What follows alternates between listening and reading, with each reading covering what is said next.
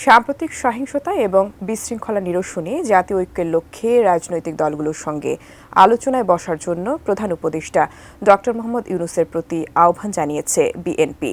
বুধবার সন্ধ্যায় রাষ্ট্রীয় অতিথি ভবন যমুনায় দলের মহাসচিব মির্জা ফখরুল ইসলাম আলমগীরের নেতৃত্বে একটি প্রতিনিধি দল প্রধান উপদেষ্টার সঙ্গে বৈঠক করে এই আহ্বান জানায়। পরে প্রধান উপদেষ্টার প্রেস সচিব জানান, জাতীয় ঐক্যের বিষয়ে একমত হয়েছেন প্রধান উপদেষ্টা।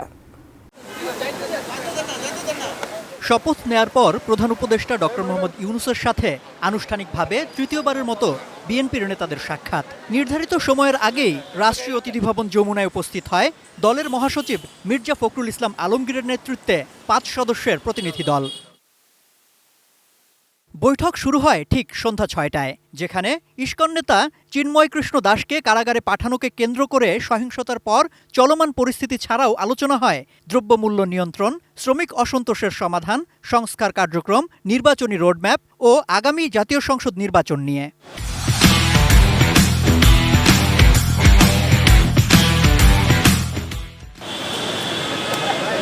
প্রধান উপদেষ্টার সঙ্গে বৈঠক শেষে গণমাধ্যমের সাথে কথা বলেন বিএনপির মহাসচিব মির্জা ফখরুল ইসলাম আলমগীর। বৈঠকে আলোচনার বিষয়বস্তু এবং বিএনপির বক্তব্য জানানোর পাশাপাশি তিনি আরও বলেন, এখন বিভাজনের সময় নয়, সময় এখন সংকট নিরসনে দ্রুত পদক্ষেপ নেয়ার।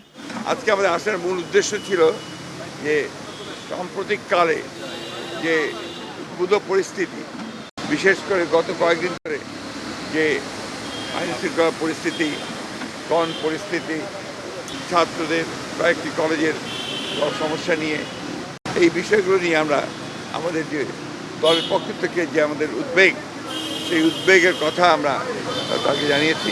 নির্বাচন যেটা সবচেয়ে বেশি প্রয়োজন, সংস্কারগুলোকে আপনারা সম্পূর্ণ করে অবিলম্বে যত দ্রুত সম্ভব রোড ম্যাপ দেওয়ার কথা আমরা বলে এসেছি। প্রধান উপদেষ্টার প্রেস সচিব শফিকুল আলম জানান, জাতীয় ঐক্যের প্রশ্নে প্রধান উপদেষ্টা একমত। বিশৃঙ্খলা এড়াতে সবাইকে শান্ত থাকতে প্রধান উপদেষ্টা ডক্টর মোহাম্মদ ইউনূসের বার্তাও পৌঁছে দেন তিনি।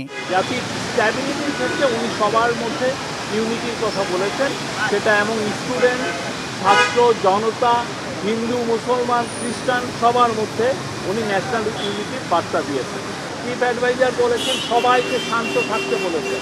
সম্রাট আনোয়ার, এটিএন নিউজ, ঢাকা।